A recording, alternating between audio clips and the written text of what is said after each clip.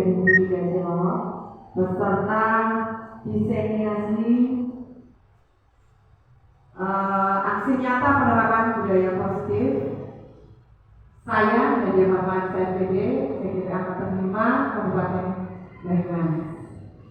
Pertama-tama, marilah kita panjatkan puji syukur kehadirat Allah Subhanahu wa Ta'ala yang telah memberikan nikmat kepada kita sehingga pada hari ini kita dapat berkumpul di tempat ini dalam keadaan sehat walafiat. Salam serta salam mari kita haturkan kepada Nabi besar Muhammad Sallallahu Alaihi Wasallam yang telah membawa zaman kegelapan ke dalam zaman yang terang benderang, dan mudah-mudahan kita adalah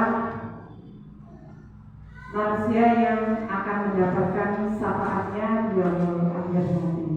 Amin amin ya rabbal. Bapak Ibu sehat semua?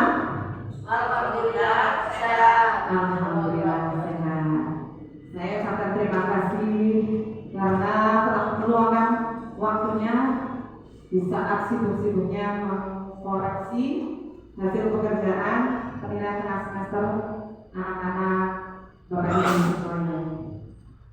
Mohon maaf apabila nanti dalam diseminasi kali ini saya menyampaikan kurang jelas, dan sebetulnya ini adalah kewajiban saya sebagai calon guru penggerak, karena di dalam peran guru penggerak itu di dalamnya saya harus menjadi coach bagi guru lainnya.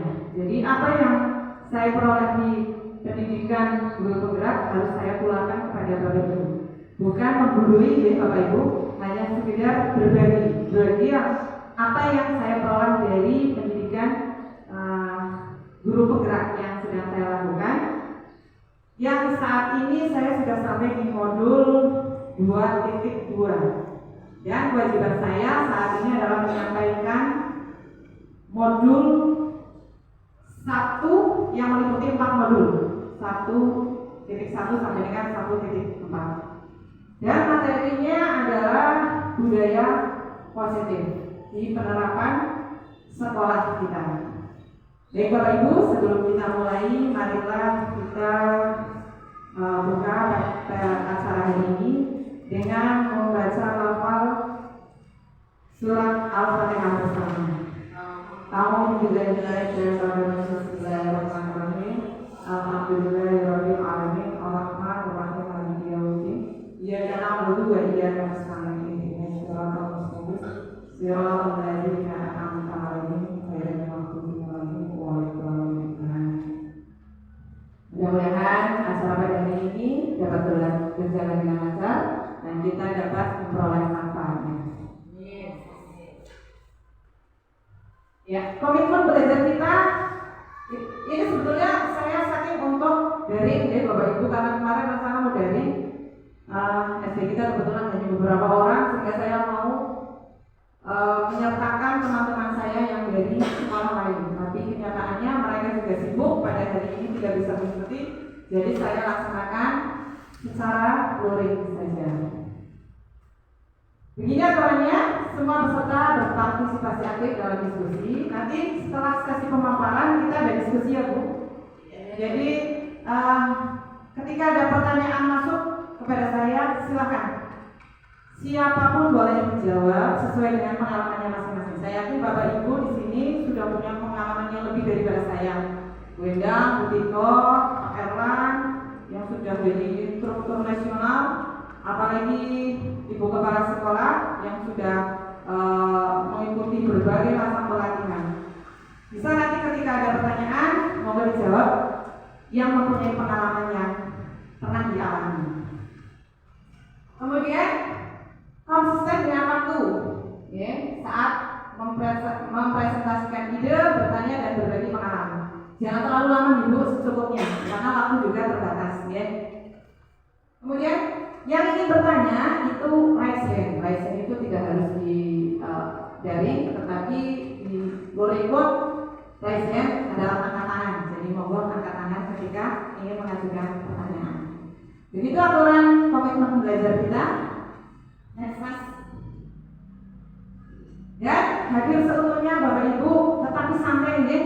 Kalau misalkan Bapak Ibu nanti mau sambil ngopi, sambil medang, kebetulan medangannya ada di sana ya, di ruang kantor maupun di ambil saja tidak apa-apa, supaya suasananya rileks, santai, tidak tegang, karena ini sifatnya sharing, ya, berbagi, dan tidak usah gembrungsung, ya. Tidak usah, intinya itu santai. Next mas. Untuk capaian kegiatan adalah guru mampu memahami konsep pendidikan menurut Ki Hajar Dewantara dihubungkan dengan konsep budaya dan lingkungan positif di sekolah yang berpihak pada murid.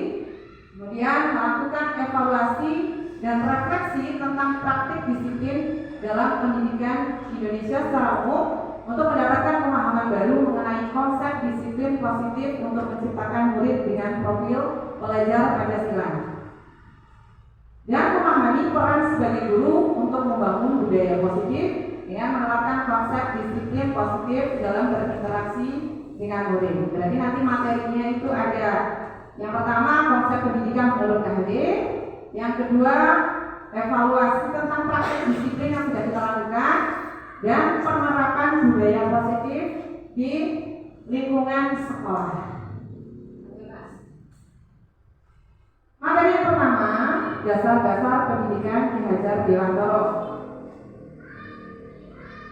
Ini materi sudah sering Ibu dapatkan ya, Ibu Bapak dapatkan ketika pelatihan pembelajaran. Dasar pendidikan Ki Hajar Dewantara, yaitu yang pertama menuntun. Maksud pendidikan itu adalah menuntun segala kekuatan kodrat yang ada pada anak-anak agar mereka dapat mencapai keselamatan dan kebahagiaan yang setinggi-tingginya, baik sebagai manusia maupun anggota masyarakat. Maksudnya Bapak Ibu, sebagai guru kita hanya bisa menuntun anak-anak kita sesuai dengan kekuatan kodratnya, ya. Anak-anak kita itu mempunyai kekuatan kodrat atau biasa kita sebut bakat dan minat, ya. Semua anak mempunyai bakat dan minat yang berbeda-beda. Jadi kewajiban kita itu menuntun, hanya menuntun saja, tidak bisa mengarahkan, mengalihkan dari kodrat anak tersebut. Karena kalau mengalihkan nanti dapatnya adalah pembelajaran pada anak-anak tersebut tidak maksimal. Selanjutnya mas. Nah ini filosofi Ki Hajar Dewantara, yaitu ing Ngangsa Suntuloyo, ing Madya Mangunkarsa dan Tunuri Handayani. Ing Ngangsa Suntuloyo maksudnya apa ya? Di depan memberi contoh. Iya betul sekali. Di depan memberi contoh. Kita sebagai guru harus memberikan contoh tauladan yang baik kepada anak didik kita. Maksudnya kita harus berlaku baik ya, supaya apa yang dicontoh oleh anak-anak kita juga baik. Selanjutnya ing Madya Mangunkarsa. Ini yang memberi semangat, Bu, memberikan dorongan. Dorongan. Kalau yang ing Madya Mangunkarsa Ikut bersemangat di dalam. ikut bersemangat. Iya. Artinya ketika kita berada di belakang menjadi anggota atau istilahnya warga itu harus memberikan dorongan positif kepada yang ada di depan. Iya, betul Ibu.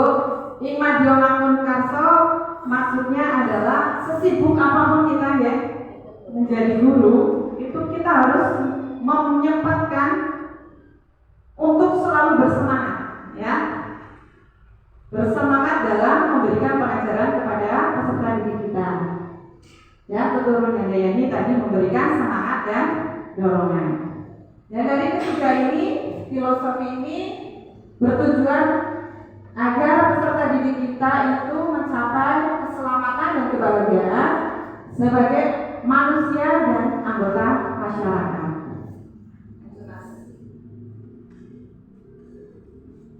Kemudian dasar pendidikan Ki Hajar Dewantara selanjutnya adalah kodrat anak, yaitu merdeka. Merdeka dalam hal ini dalam merdeka batin berupa pendidikan dan merdeka lahir berupa pengajaran.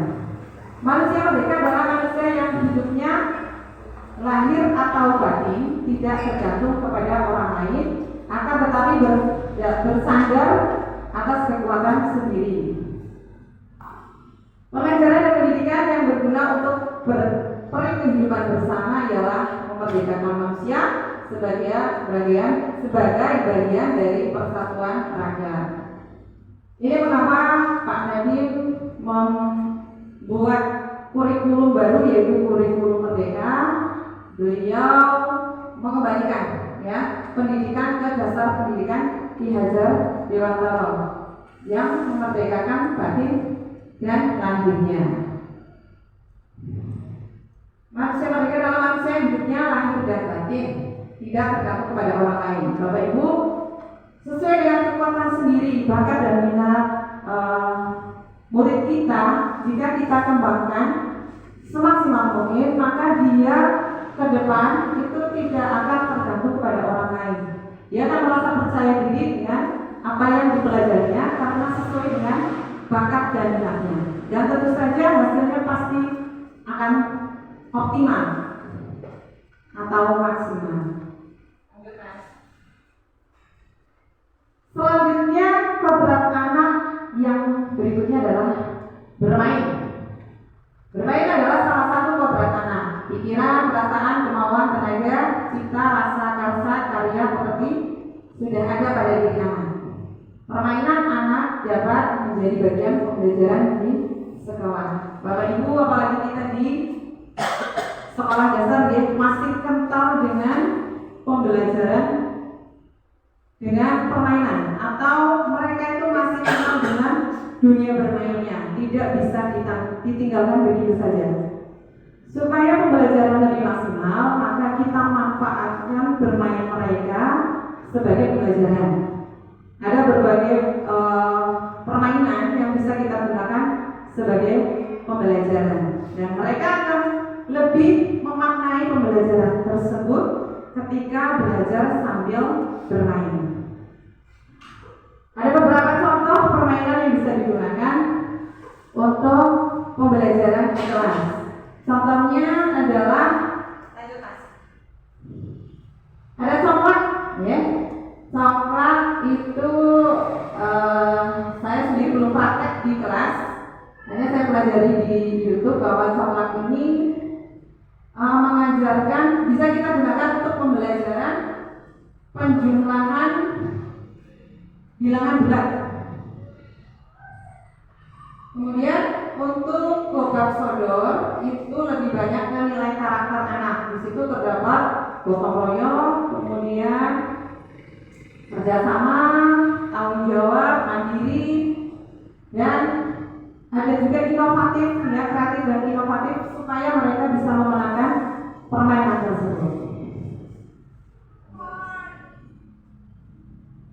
Nah, pendidikan yang berpihak pada anak, bebas dari segala ikatan, dengan suci hati mendekati sang anak, bukan untuk meminta sesuatu hak, melainkan untuk berhamba pada sang anak. Pendidikan harus terletak di dalam pangkuan ibu bapak, karena hanya dua oranglah yang dapat berhamba pada sang anak dengan semurni-murninya dan seikhlas-ikhlasnya, sebab cinta kasihnya kepada anak-anaknya boleh dibilang cinta kasih tak terbatas. Itu adalah kutipan dari karya Ki Hajar Dewantara. Baik, Bapak Ibu, ice breaking sebentar sebelum masuk materi yang inti, ya. Tadi materi yang pertama adalah mungkin semua Bapak Ibu guru sudah pernah mendapatkan dari berbagai pelatihan. Sekarang ice breaking dulu lagu Topi Saya Bunda, ya. Tetapi hafal semua, ya? Tapi lagu Topi Saya Bunda, Topi Saya Bunda, hanya nanti di kata saya, Bapak Ibu tidak usah menyebutkan kata saya, tetapi cukup mengonyolkan bibirnya. Topi Bunda, Bunda topi, Nah, begitu ya Bapak Ibu. Baik, boleh sambil berdiri, silakan. Relax aja.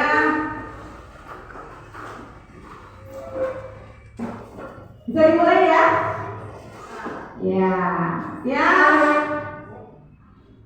1, 2, 3. Topik bundar, bundar topik.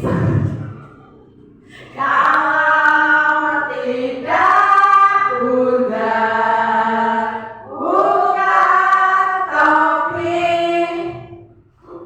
Oke, terima kasih tepuk tangan untuk semuanya. Oke. Ya, sekarang saya di kelas 6 lebih banyak ice breathing-nya karena kebetulan punya kelas yang sangat bising dengan 28 anak seret semua. Jadi warawiri ice breathing. Nah, pokoknya bulan 2 kok ya kita ice breathing.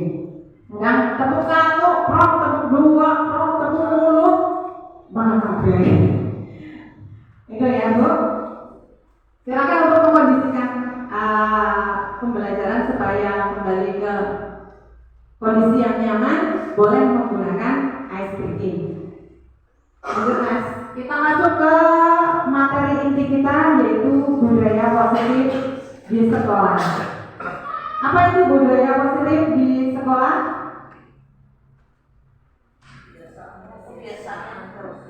Jadi kebiasaan yang bagus. Nah ini dia.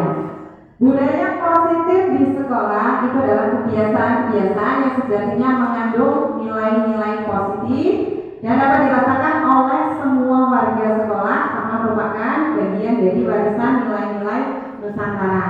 Di sini sudah ada Bapak Ibu budaya positifnya? Sudah nih, contohnya apa nih? Bersalaman dengan Bapak Ibu guru. Kemudian senyum, sapa, salam. Ada lagi? Berdoa sebelum pelajaran, hafalan, suratan. Sudah banyak sebetulnya Bapak Ibu ya, pembiasaan positif yang merupakan budaya positif di sekolah kita. Budaya positif di sekolah itu berasal dari nilai-nilai positif ya yang sejatinya sudah dimiliki oleh peserta didik. Dan peran kita sebagai guru hanya membantu menumbuh kembangkan saja. Bapak Ibu mungkin punya anak-anak yang punya kenakalan lebih daripada anak lainnya.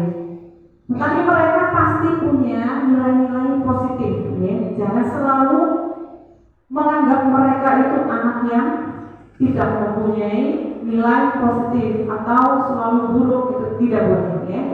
Karena mereka pada dasarnya mempunyai nilai-nilai positif. Nilai-nilai positif ini bisa dikembangkan Bapak Ibu sehingga menjadi budaya positif di sekolah. Itu yang biasanya kita lakukan kebiasaan baik di sekolah. Nah, dari budaya positif tersebut muncullah disiplin positif, ya Bapak Ibu. Disiplin positif adalah sebuah pendekatan yang dirancang untuk mengembangkan murid untuk menjadi pribadi dan anggota dari komunitas yang bertanggung jawab, penuh hormat dan kritis. Penekanannya adalah membangun kekuatan murid dan menggunakan penguatan positif untuk mempromosikan perilaku yang baik, bukan mengkritik kelemahan mereka. Disiplin positif mengajarkan keterampilan sosial dan kehidupan yang penting dengan cara yang sangat menghormati dan membesarkan hati, tidak hanya bagi murid tetapi juga bagi orang dewasa. Bapak Ibu, ini yang masih terjadi, ya, sebuah kekeliruan. Saya juga dulu sebelum di CGP, saya itu sering melakukan kesalahan dengan disiplin yang disebut disiplin negatif. Contohnya, ketika anak tidak mengerjakan PR, saya membuat aturan, kamu harus menyapu kelas nanti ketika pulang sekolah.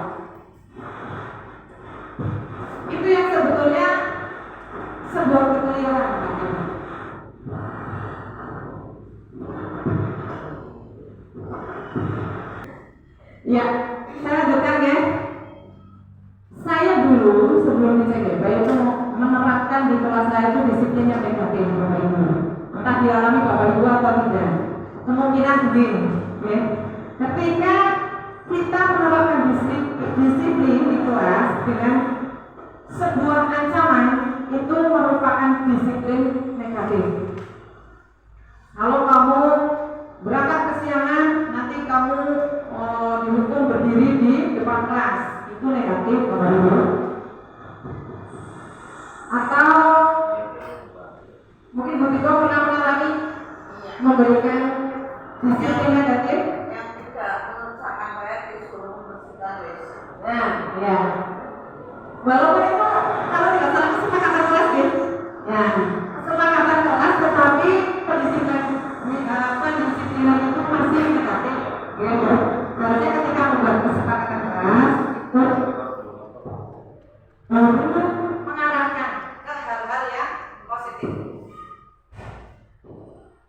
Beda pernah mengalami? Pernah Bu.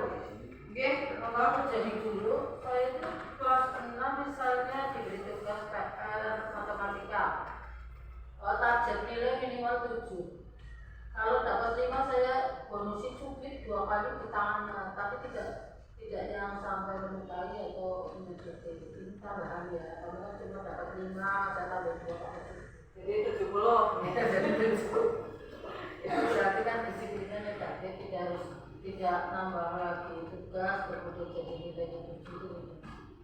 Itu sih nilainya tidak ditambah, hanya sebagai peringatan supaya besok saya harus dapat apa yang ditarget oleh guru. Kalau ini soal susah minimal 6, ini soal gampang minimal 8 nilainya. Jadi kalau kurang itu bonus itu kesalahan juga. Tapi Bukan kesalahan, itu kekeliruan. Itu yang namanya disiplin negatif ya Bapak Ibu. Mulai sekarang mari kita alihkan dari disiplin yang negatif tersebut menjadi disiplin yang positif. Seperti apa sih disiplin positif? Nanti kita akan jelentrehna ya. Apa itu contoh disiplin positif? Lanjut Mas. Nah, mengapa kalau kita menerapkan disiplin positif? Karena ada ketika anak melakukan kesalahan itu biasanya ada motivasi mengapa dia melakukan kesalahan atau kekeliruan. Nah, ini yang disebut motivasi perilaku manusia. Setiap tindakan yang dilakukan oleh anak, entah itu positif atau negatif, pada dasarnya mempunyai alasan tertentu. Alasan-alasan itulah yang pada akhirnya disebut sebagai pemenuhan kebutuhan dasar. Nah, ketika anak kita melakukan kesalahan, sebaiknya kita cari tahu dulu, identifikasi mengapa mereka melakukan kesalahan. Jangan langsung menjudge atau memvonis, menghukum tanpa kita tahu alasannya.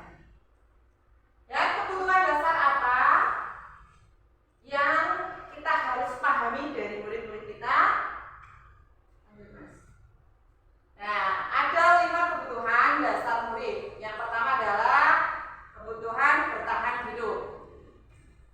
Kebutuhan bertahan hidup itu misalnya kesehatan, rumah, dan makanan. Kalau ini di luar kemampuan guru ya, Bapak Ibu, karena untuk materi ini bertahan hidup itu lebih ke keluarga, di rumahnya masing-masing ya, orang tuanya mereka.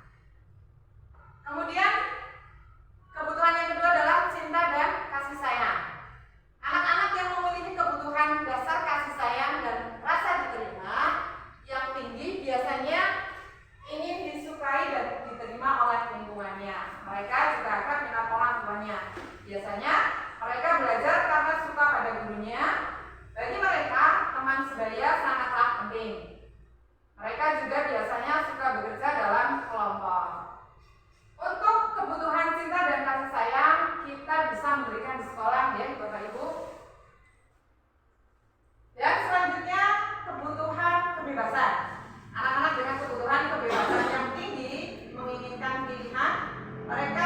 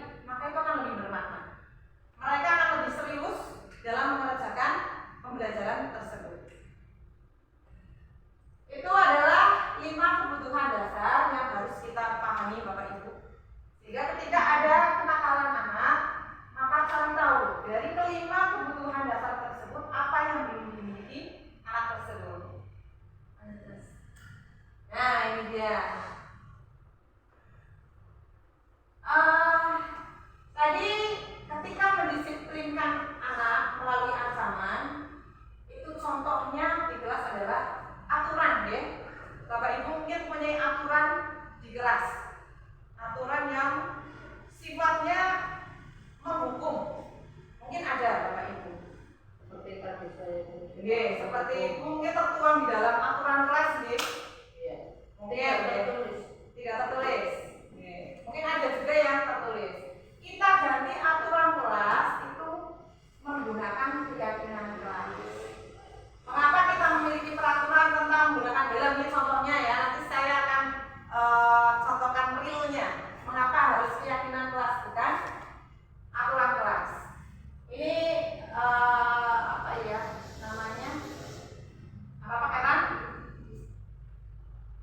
Simulasi ya, apa simulasi? Gambarannya lah ya, gambarannya. Mengapa kita memiliki peraturan tentang menggunakan helm pada saat mengendarai kendaraan roda 2 atau motor? Kemungkinan jawabannya adalah untuk keselamatan. Nilai-nilai keselamatan atau kesehatan inilah yang kita sebut sebagai suatu keyakinan, yaitu nilai-nilai pendidikan atau prinsip-prinsip universal yang disepakati bersama secara universal lepas dari latar belakang suku, negara, bangsa maupun agama. Saya contohkan dulu saja kejadian kemarin saya dengan Butikoh ini. Iya. Tidak ingat harus pakai. Nah, betul. Kenapa? Saya itu dan Butikoh mengendarai sepeda motor kemudian ditilang. Ternyata Butikoh tidak memakai helm. Untuk selanjutnya Butikoh itu memakai helm karena saya trauma dengan tilang. Berbeda jika keyakinannya seperti ini Butikoh. Saya berkendara harus memakai helm demi keselamatan saya. Nanti kan kalau jatuh minimal kepala saya tidak terluka. Nah, itu sebuah keyakinan. Dan itu yang kita akan bangkitkan dari anak-anak kita. Ya. Mereka harus yakin tentang kebenaran, tentang apa yang menjadi faktanya helm itu dipakai untuk keselamatan diri mereka masing-masing. Bukan karena aturan. Itu yang maksudnya dari keyakinan kelas.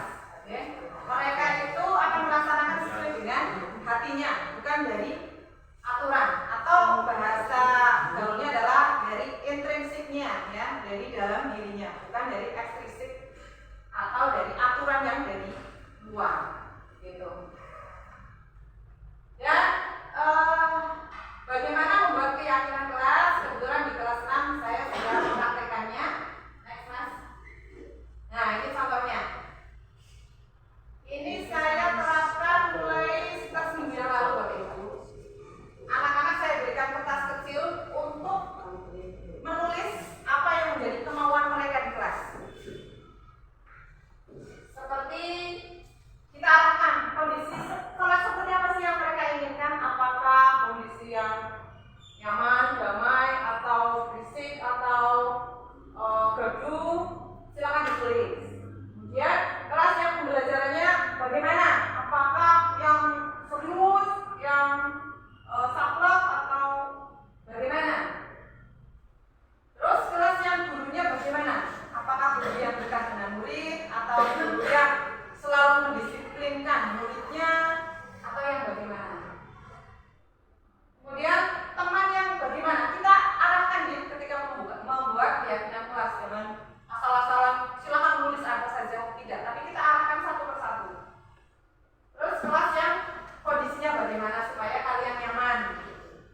Begitu sudah menulis semuanya, kita tempel di papan tulis. Masih acak-acakan dan kita kelompokkan mana yang masuk ke kriteria 1, kriteria 2, kriteria 3. Kemudian setelah dikelompokkan baru kita tuangkan ke dalam keyakinan kelas.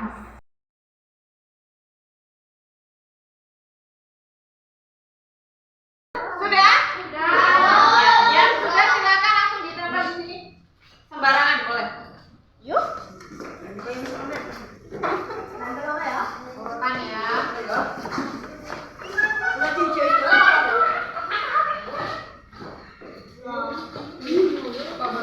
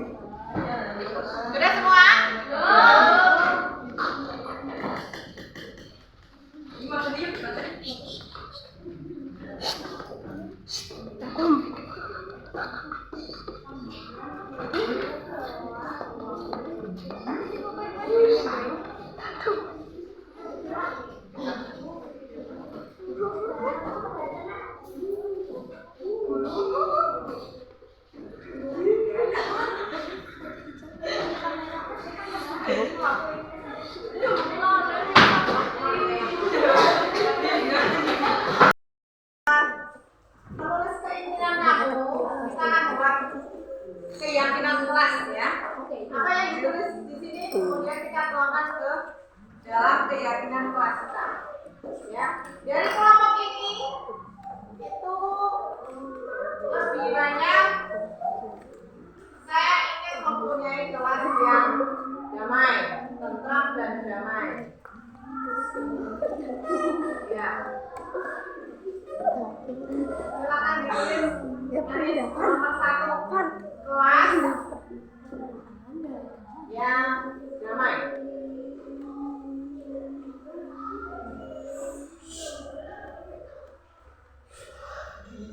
Dari sini ada tidak berisik, jadi koma tidak berisik.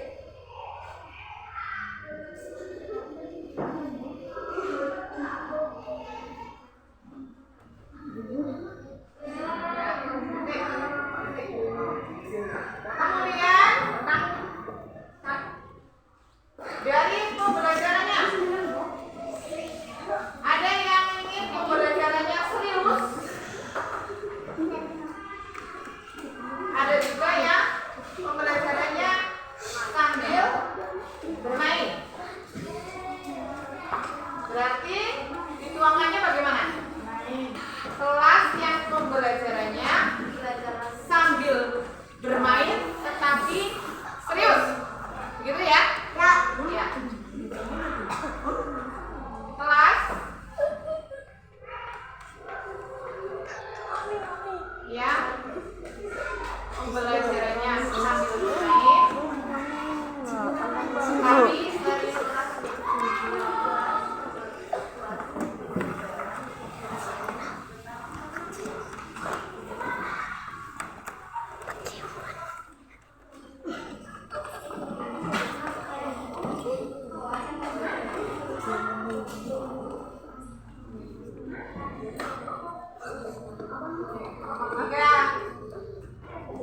Dari teman, banyak dari teman-teman yang ingin mempunyai teman yang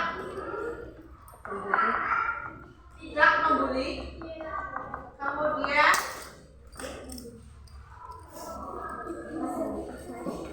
peduli,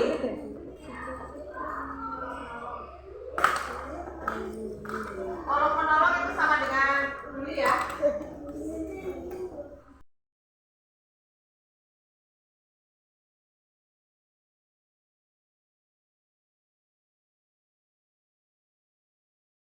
Dan ini ketika ada murid yang melanggar, maka kita cukup lomba, ini loh, poin berapa yang kamu lakukan? Oh lihat Bu, saya melanggar karena membuang sampah sembarangan. Poin 5 saya langgar. Terus baiknya bagaimana? Baiknya dipungut sampahnya. Jadi kita tidak usah ngeden-ngeden, buang sampahnya, tidak usah. Tetapi kita tetap mengingatkan, ini loh tulisan siapa? Ini hasil kesepakatannya siapa? Silakan dipraktekkan. Itu yang namanya keyakinan kelas Bu. Jadi bukan aturan Bu. Kalau aturan kan tidak boleh berisik ya. Hindari kata tidak boleh, jangan ya, dilarang itu hindari. Tapi gunakan kata-kata yang positif ya. Kelas yang damai, tidak berisik. Itu bagaimana cara melakukannya supaya seperti itu. Itu Bapak Ibu tentang contoh keyakinan kelas yang sudah saya praktekkan di kelas saya. Alhamdulillah ketika ada anak melanggar, justru teman-temannya yang mengingatkan, "Hai baca," saya cukup diam saja. Jadi ketika pembelajaran ada anak yang berisik pun, saya cukup diam saja sudah diingatkan oleh teman-temannya. Oke, sampai di sini ada pertanyaan Bapak Ibu tentang keyakinan kelas? Tidak ada deh, kita lanjut Mas. Nah, ketika kita sudah membuat keyakinan kelas dan terjadi permasalahan yang melanggar keyakinan kelas tersebut, maka kita bisa menyelesaikan dengan yang namanya segitiga restitusi. Oke, mungkin Bapak Ibu pernah baru mendengar ini ya, ada segitiga restitusi. Segitiga restitusi itu modelnya seperti teks. Nah ini dia, ini namanya segitiga restitusi.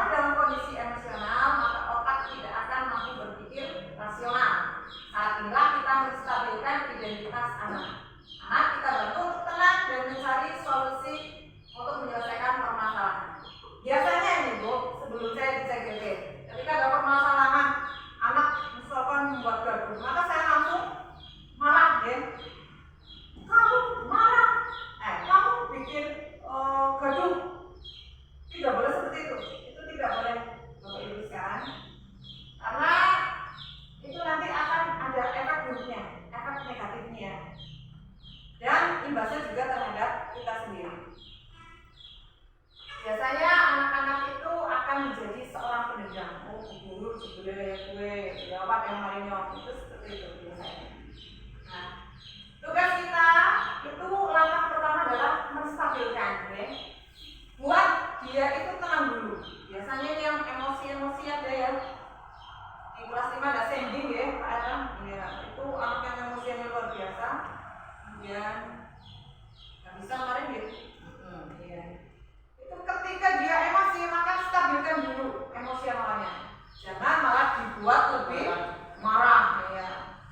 Stabilkan dulu, tenangkan dia, baru kita nanti ke langkah berikutnya. Itu menstabilkan identitas. Lanjut, Mas. Yang kedua, langkah kedua adalah validasi tindakan yang salah. Memahami kebutuhan dasar yang mendasari tindakan anak berbuat salah.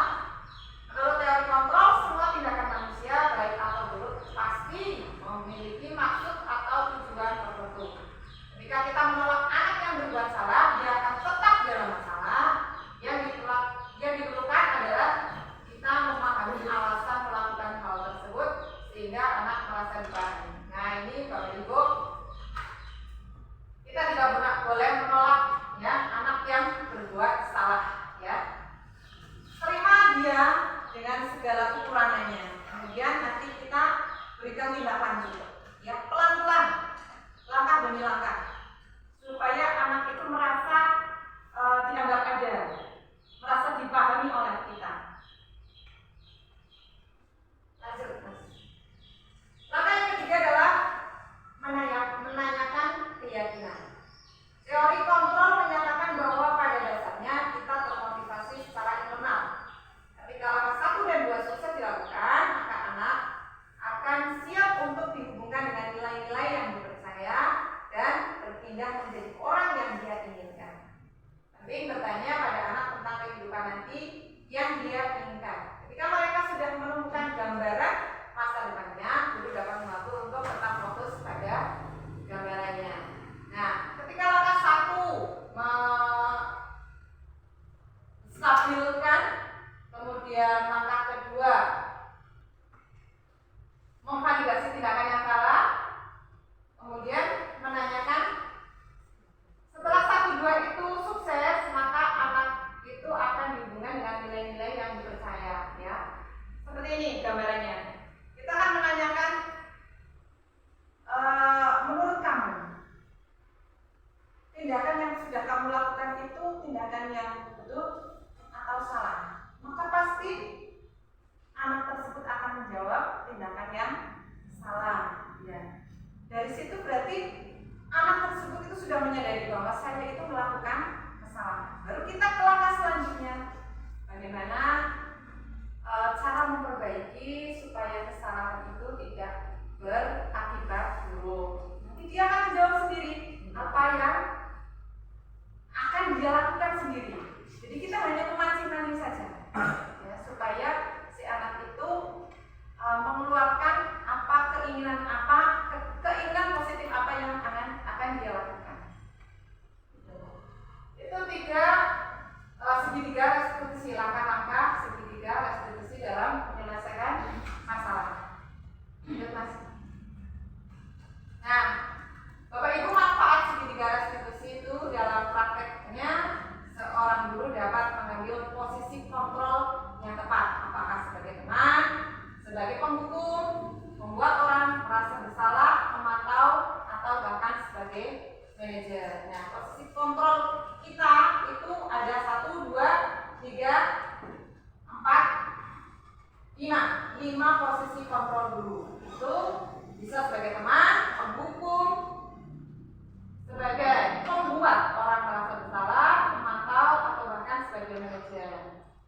Dan kita perlu hindari dari 5 ini ada yang mempunyai dampak buruk atau dampak negatif terhadap anak-anak kita. Dari kelima, yang mana kira-kira Bu yang berdampak negatif? Menghukum, membuat orang merasa bersalah, betul Bu. Ya. Di antara 5 itu ada yang punya dampak buruk, yaitu sebagai penghukum dan membuat orang merasa bersalah. Seperti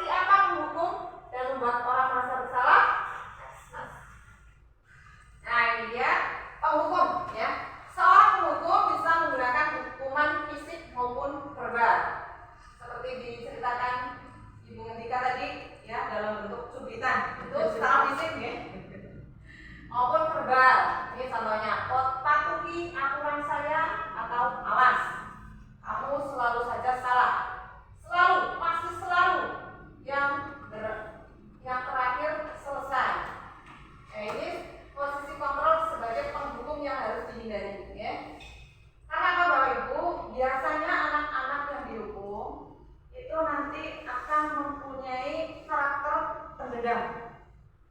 Saya alami sendiri Bapak Ibu, ketika di SMP saya dihukum, saya merasa tidak bersalah karena pada waktu itu ada aturan di sekolah, itu dari kepala sekolah, bahwa ketika jam pelajaran itu tidak boleh keluar dari kelas. Padahal kondisi saya ingin ke belakang, ingin BAB. Akhirnya saya nekat masuk ke WC dan keluar, tak kepala sekolah sudah di luar. Kemudian saya dihukum berjemur di lapangan. Itu saya alami ketika SMP. Oh, repot. Jangan keluar nanti SMP-nya merasa namanya disemarkan. Dan sampai saat ini saya itu menganggap bahwa kepala sekolah itu orang yang tidak baik. Itu yang kita hindari Bapak Ibu, ya. Menghindari kemungkinan nanti anak-anak kita yang kita hukum itu menjadi orang yang mendendam. Selanjutnya, membuat orang merasa bersalah. Membuat orang merasa bersalah akan menggunakan keheningan yang membuat orang lain merasa tidak nyaman, bersalah, atau rendah diri. Ibu sangat kecewa sekali dengan kamu, itu kalimatnya. Biasanya keluar dari ibu, seorang ibu ya, karena ibu. Kemudian berapa kali Bapak harus memberitahu kamu ya? Gimana coba kalau orang tua kamu tahu kamu berbuat begini? Nah, membuat orang merasa bersalah ini juga harus dihindari Bapak Ibu, karena dampak buruknya si anak ini akan merasa sangat bersalah. Sebagai contoh seperti ini di kelas nih, ketika anak selalu berisik dan sebagainya, kita tegur. Ya. Kamu itu selalu bicara keras-keras. Itu teman-teman kamu tidak suka pada kamu karena kamu mengganggu mereka. Nah, ketika pembelajaran yang harus si anak itu mengeluarkan pendapatnya, akhirnya kemungkinan dia juga akan punya rasa takut nih untuk mengeluarkan pendapatnya. Ibaratnya apa sih namanya, trauma lah ya, trauma karena ditegur bahwa saya itu berisik, saya itu tidak boleh berkata-kata yang keras. Akhirnya membuat anak itu merendah, ya, merendahkan dirinya. Jadi tidak membuat dia termotivasi lagi, tetapi justru dia akan membuat down perasaannya. Nah, dua posisi kontrol ini yang harus kita hindari Bapak Ibu. Ya. Mulai sekarang penghukum kita hilangkan, membuat orang merasa bersalah juga kita hindari. Dan yang kita lakukan adalah posisi kontrol sebagai teman. Teman ya, guru pada posisi ini tidak akan menyakiti murid, namun akan tetap berupaya mengontrol murid melalui persuasi. Ayo bantulah. Demi Bapak ya, ayo ingat tidak bantuan Bapak selama ini, ya sudah kali ini tidak apa-apa, nanti Ibu bantu bereskan. Ini selama ini yang biasanya kita lakukan ya Bapak Ibu, kontrol sebagai teman, ya. Jelas biasanya kita terlalu dekat dengan anak, sehingga anak itu seperti tidak mempunyai batas dengan kita. Ini juga mempunyai kelemahan. Akhirnya mereka menjadi mungkin seenak mereka, ya. Selanjutnya sebagai monitor atau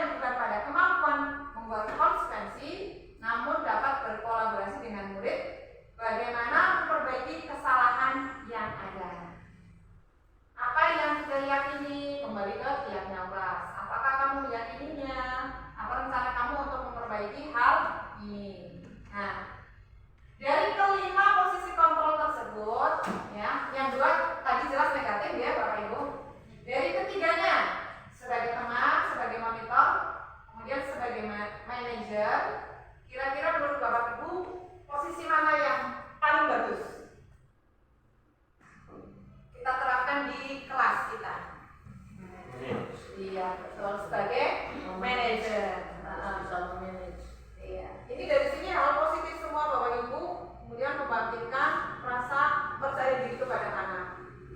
Jadi hendaknya kita sebagai guru kita tetap harus walaupun ya sesekali posisi kontrol kita sebagai teman, tetapi lebih baik sebagai manajer.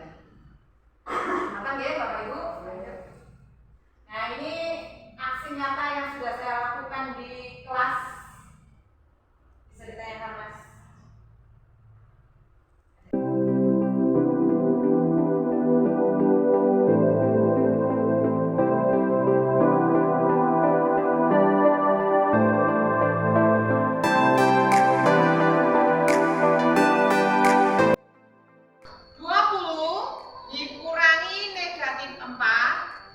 Ditambah 7 kali negatif 2. Ya Bu, kayak Mas Nur turu. Ya, mau. Ya, omong. Bu, Mas Nur tidur, Bu. Tidur.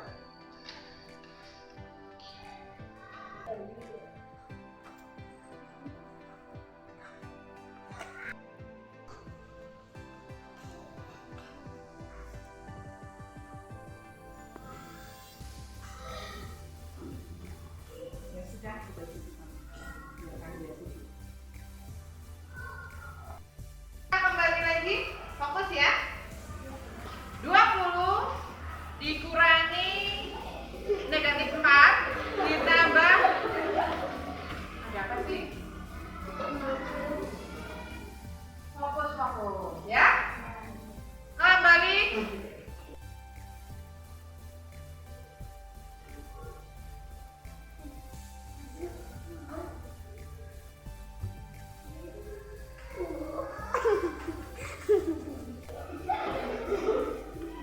Aduh, ini malah gaduh sekali. Bagaimana ini? Kenapa dengan Masrur? Ya, biarkan dia tidur. Kamu fokus. Bisa atau tidak? Balik ya? 20. Masrur, tadi kamu tertidur lelap ketika pembelajarannya berlangsung. Alasannya apa? Maaf Bu, saya tidak bermaksud untuk tidur ketika pembelajaran, tapi Mengapa? saya sangat mengantuk Bu. Mengapa kamu sampai mengantuk sekali? Saya tidur larut karena bermain game online di KW Bu. Oh, game online. Ya sudah, nanti kita cari solusinya supaya tidak terjadi hal semacam ini lagi ya. Baik Bu. Masrur, sebetulnya tindakan kamu sudah mengganggu pembelajaran di kelas ya, karena teman-teman kamu tadi mentertawakan kamu sehingga mereka tidak konsentrasi mengikuti pembelajaran. Kamu tahu kan? Ya Bu, saya minta maaf. Masrur, mari kita ingat tentang keyakinan kelas kita, apa yang kita percaya dan mana yang belum kamu tunjukkan. Iya Bu, kita harus saling menghormati Bu. Iya, betul sekali. Dan apakah ketika kamu tidur tadi, kamu sudah merasa bahwa kamu menghormati orang lain? Tidak Bu. Nah, karena Masrur sudah menyadari kesalahan kamu, maka kira-kira tindakan apa yang akan kamu lakukan untuk memperbaikinya? Baik Bu, sekarang saya akan meminta maaf kepada teman sekelasku dan berjanji untuk tidak mengulanginya lagi. Sekali lagi saya minta maaf. Baiklah, Ibu menerima permintaan maaf kamu Masrur, dan sekarang kembali ke kelas, mengikuti pembelajaran lagi, dan lakukan apa yang tadi sudah kamu ucapkan. Baik Bu, terima kasih. Anak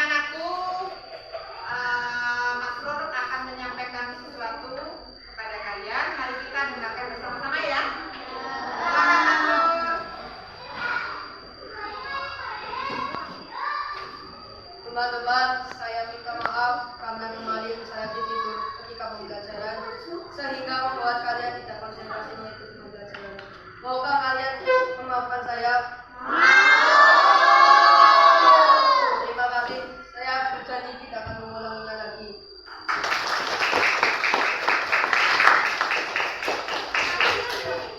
Terima kasih Mas Bro sudah menyadari kesalahan dan berani meminta maaf kepada kita semua. Sekali lagi tepukan untuk Mas Bro.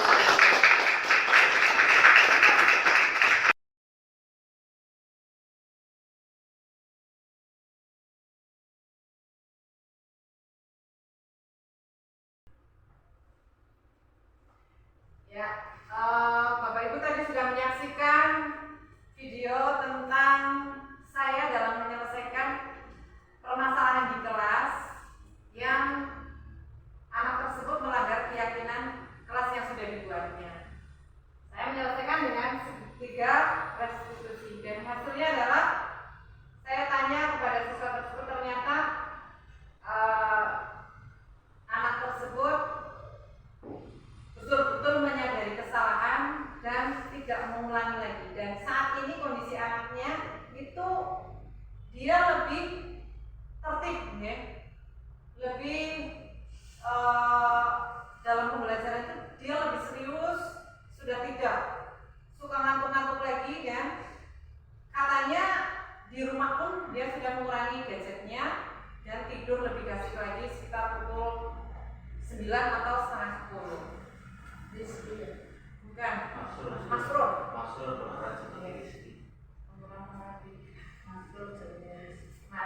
ini itu namanya Masrur. Sekarang dia anaknya sudah lebih percaya diri, tidurnya pun lebih asik. Saya sangat bahagia karena bisa menyelesaikan masalahnya dia.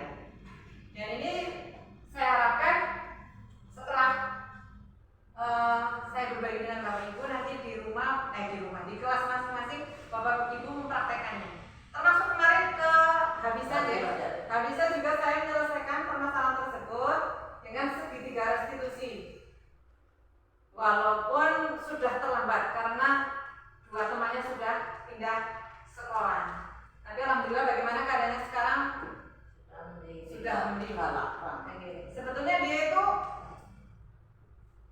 tidak mempunyai kenakalan yang bagaimana gitu Bu, tetapi dia itu mencoba mendisiplinkan. Dia kan ketua kelas gitu, kepingin punya kelas yang tertib, rapi dan sebagainya. Hanya pendisiplinannya itu dengan menggunakan hukuman. Yang terakhir adalah hukuman fisik, sehingga ada pihak yang tidak suka terhadap perlakuannya. Tapi alhamdulillah bisa terselesaikan dan mudah-mudahan ke depan tidak ada lagi permasalahan seperti itu. Demikian Bapak Ibu yang sudah saya dapatkan di pendidikan guru penggerak angkatan 5 di modul 1. Ini baru saya modul 1 selesai, ya. Ada 4 modul di dalam modul 1 itu. Dan intinya adalah ini, ya. Sekarang saya masuk ke modul 2 sudah sampai di 2.1. Jadi saya nanti di modul 2.2 pun saya akan melakukan penindasan terhadap teman-teman di sekolah saya. Sampai di sini ada pertanyaan Bapak Ibu? Mungkin ada yang kurang jelas dengan apa yang telah saya sampaikan? Sudah jelas semua, ya? Luar biasa.